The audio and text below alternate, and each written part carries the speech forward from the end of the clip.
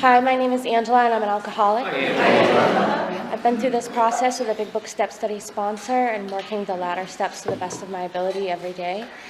Thank you for having me here today to share. So just a little bit about myself. 32 years old, and I started drinking in high school, and it really escalated into my adult life. I was a bartender, and I was a waitress, and there wasn't any substance that I didn't like, and it would just go from one thing to another. Oh, yeah. Is this better? That's better? And I would just go from one substance to another and back and forth again, and it led me to some really, really dark places in my life. At the end of all of it, I was sectioned, and I went to Framingham State Prison for a short period of time, and then I was sent to the Shattuck, and then it led me to Worcester. And it was really like all out of my hands. It was all God's work from there. And the second or third meeting I went to, someone else had really recommended me to go up to another person and ask them. I needed a sponsor, and this person said, highly recommended the person that I'm working with now. And I wasn't at a Big Book meeting, but I ended up working with a Big Book Step Study sponsor. And things I learned from working with a sponsor and doing the work that I have done about working with others is that I'm not the director of anybody's life, that I can't take credit for them being sober. It's my job to just put their hand in the hand of God and show them the outline and what needs to be done and help them understand what this process is all about. And that's what my sponsor did for me, and to be consistent and to be helpful. And so there's one little paragraph, and I think we started at the bottom, like right underneath it, but I do want to read this because this paragraph in this reading was the one that really, really stood out to me. It's burned the idea into consciousness of every man that he can get well regardless of anyone. The only condition is that he trusts God and clean house. And that's really like what it's all about. It's like it's not up to other people, like for your reasoning to get sober. You have to do that all from within. When I started this process, my family wouldn't talk to me. I didn't have a single healthy relationship, and I was living in a house with 30 women. I mean, it was like so overwhelming. Like I've always been an extrovert when I was bartending, and really like a hermit introvert, like I can't talk until I go to work. Like leave me alone, and so now I'm in a house with 30 women.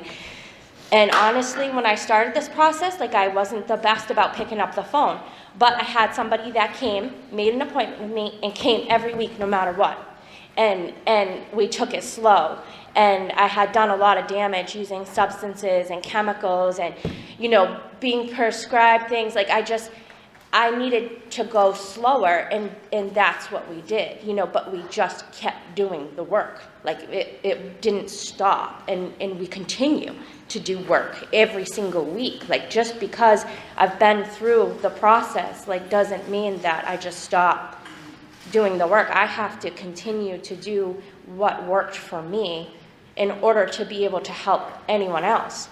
Like working with others is why I'm sitting here today, and why I have like everything that I have. And things came slow and then a little quicker after I had gotten through the steps and maintained a good job and all of these things. Like I had a big year this year, and I'm grateful for it. But the only reason why I have anything today is because like I trust in God, I clean house, and I continue to do that every day. Like I need to take that time because it's not about me, and I'm not like the director. I put the footwork in for things that I'd like, and then it's up to my higher power from there. That's it. It's not me controlling everything in my life. Like the ability to see when I'm wrong, when I'm doing things wrong, to talk to another alcoholic about it, to like realize that character defects, like they're a part of me, but they don't have to be every single part of me. Like it's about balance. Like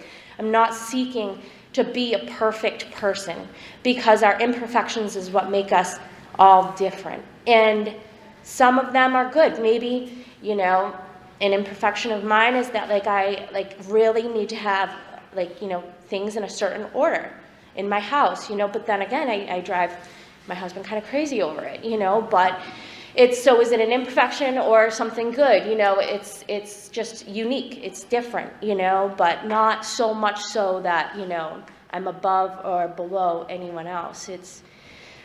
There has to be a certain amount of humility when you do this work, and especially when you're doing it with someone else. Like, I don't think that I'm better than anyone else, and for me, coming from where I came from, like, there wasn't a bottom low enough for me to hit. And so even after I almost passed away from this disease, I almost died from this disease, I didn't stop for years after. So it really took, like, I was actually laughing about this, talking to somebody else about it the other day, and I'm like a definition of scared straight, like I went to Framingham and that was it for me. Like, I realized that, you know what, I'm not that tough. Like, I can think I'm pretty bad, but I'm not that bad. Being, a big girl on the top bunk, that was awful for everyone involved. Like, the CO felt so bad for me, he wanted to switch me because I was about 50 pounds heavier. He wanted to switch me, and I was just not doing that with my roommate. I couldn't handle it emotionally, like, I was already in shock, And so, yeah, but there were a couple of other things that stood out, remind the prospect that his recovery is not dependent on people, it is dependent on his relationship, which kind of goes back to the paragraph that I first read. It's really hard to lose things and lose people and have people going through all of this, but the other part of it is this next part when it says, if you have been successful in solving your own domestic problem, tell them how you accomplished it, but you can't tell them how to accomplish it. Like, you can say, this is what worked for me. This is how I took care of things. Like, there are suggestions in the program. This is the suggestion in the program. And by following suggestions that were given to me in this program, I'm not a hypocrite by, saying, like, this is what worked for me. Like, this is a suggestion that I followed, and I took it, and it helped me immensely. You can say suggestions that necessarily you didn't follow or not, and just maybe not mention. I don't know. There's all different ways to do it, but, And then the last half of it goes on to talk about, like, if there's a legitimate reason for being places that are served alcohol to go. And, like, the part that stuck out to me is that your job is to now be at a place where you may be of maximum helpfulness to others. So never hesitate to go anywhere that you can be helpful. So I'm going to go to, holiday parties. I'm going to go to places, restaurants that may serve alcohol. My husband is not in this program. He doesn't drink. But, twice a year during a company Christmas party, they do have a party. I pick him up and bring him home so that he doesn't have to drive. But personally, I don't keep alcohol in my home. Like, that was one of the things that we've always talked about. There is no alcohol in my home. I don't find it necessary for me and for what I'm doing and for my family and stuff like that. And it's just not worth it to me. But the thing is that I remember the first time I went around alcohol when I had close to a year of sobriety under my belt, and it was in a really safe space. It was at a family holiday party. And I'm not going to lie, like, I was in such a bubble. Like, I was in a halfway house and a sober house, and it was so far away from me that, like, the initial thing of it is like, always have a game plan. Like, always let another alcoholic know, like, this is what I'm doing, I might need to call, and always just be able to leave. Like, with Uber and the things that are available and having a cell phone in your pocket, like, there's no reason that you can't just leave. Like, thank you so much, I've had a great time, it's time for me to go. You don't need to explain yourself. If you need to walk out of the door and leave, you don't have to, because this program is a selfish program for good reasons. Like, and you need to be selfish to take care of yourself. And I didn't know how to take care of myself and be able to practice self-care, because to me, self-care was being drunk or being high or being under the influence. And that was like the only way I knew how to take care of myself. And it wasn't self-care at all, but that's a part of it. You know, I mean, you know, I can't see myself, you know, going belly up to the bar every day and having, you know, what is it, a sandwich and some milk and then maybe thinking of whiskey to have in it. Like, I can't see myself doing that every single day, but why am I going to hold myself back? My brother's going to be graduating college. Am I going to go to his graduation, you know, barbecue after? Yes, I am. Do we all know what it's like to graduate college and be that old and be from an Irish family? Yeah, we do. like, so get ready. Like, you know, go early, leave early, and bring some headphones and go upstairs and just chill out. Like, that's it. Like, you know, and so, you know your limitations. And, like, you know, this chapter is pretty direct and it's pretty to the point, but, you know, there is no bigger, like my sponsor would say to me, there is no bigger gift than to be able to work with others. And you are never a bother. You are never a bother with me calling. And you helped me more than I could ever help you. Now, when I first came into this program, I didn't understand a word that meant. Like, I didn't get it. Like, I didn't understand how a sober person would want to answer phone calls from somebody that is horrified sitting in a halfway house going through, like, that kind of, like, you know, it's like a total recall, like feeling everything for the first time in years, being newly sober, like feeling emotions, feeling these things, you know, and I, you know, thought that it was like a bother to, you know, have an appointment, have to come, have to do this, have to do that, you know, and she was so reassuring, like this, no, like this isn't a bother. And it wasn't until, like, you know, until I got further along in this, until I was granted, like, you know, the ability and, you know, our higher powers came together that I could work with another person, that, like, I realized, like, this is how it all works. Like, there's nothing better than reading the big book with an alcoholic and giving back what somebody gave to me.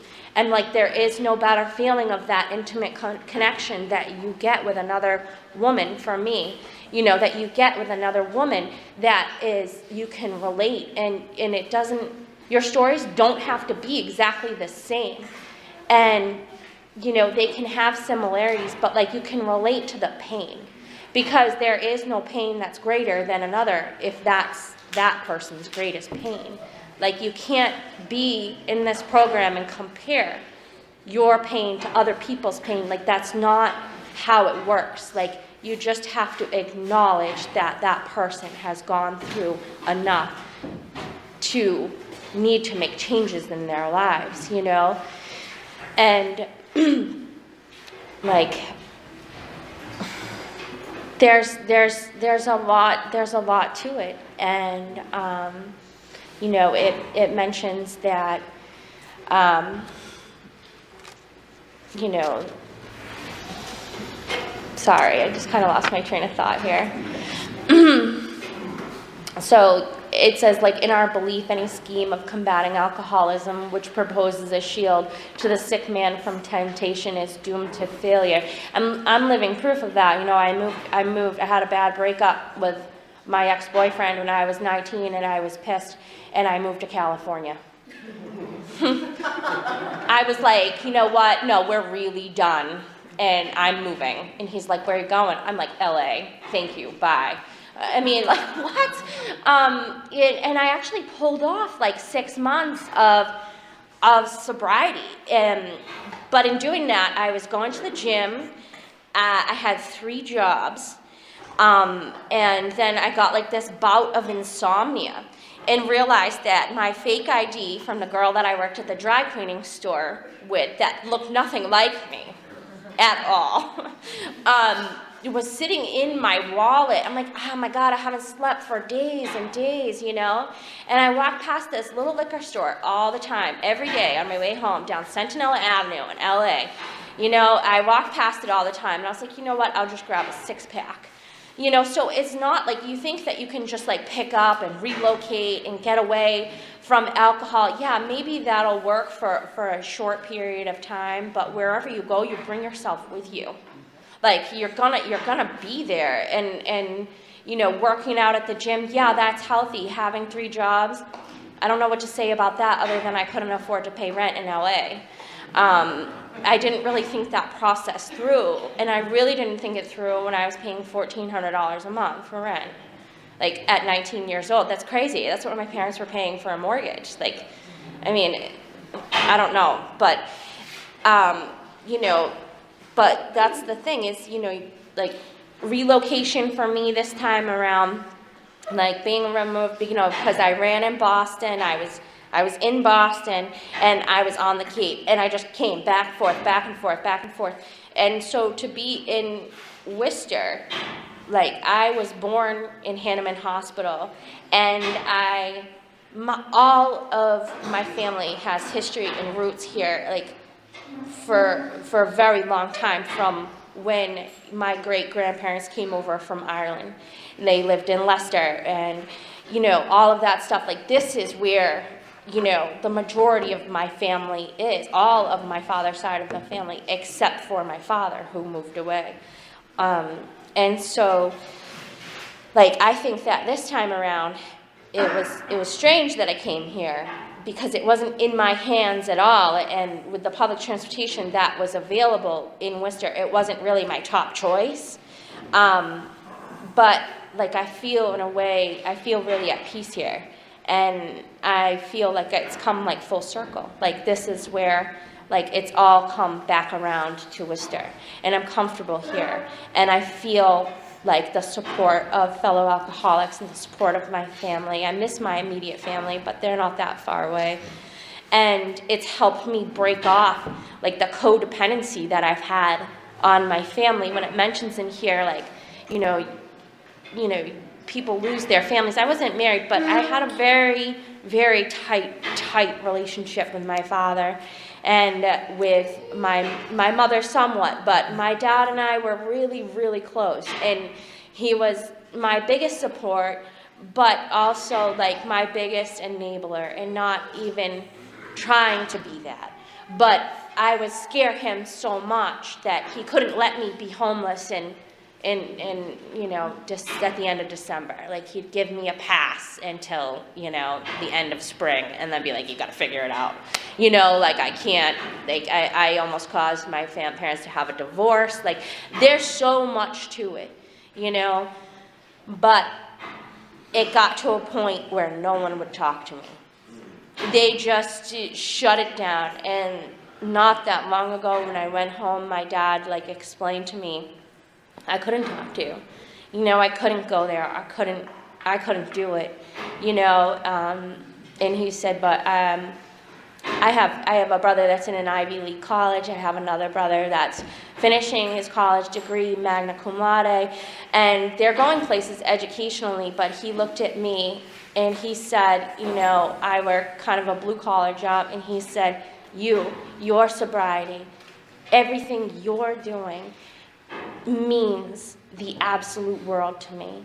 He's like, I care, I'm happy for your brothers, but you need to know every single day you don't drink is a monumental accomplishment. Like, and I don't compare myself to my brothers, because I'm not them. And it doesn't, like, I'm not like, oh, he's gonna do this. No, I'm happy with my life. I like my life. I like the path that it's on. But hearing that is like another gift of this program. And so when I work with another person, I try to remind myself, like, that you can't control their actions. You can't control what they're doing. You're not their financial advisor. You're just here to pass the message of AA on to them, to show them what spirituality is like, and to be a power of example. And that's it, and that's all I have to say. Thank you.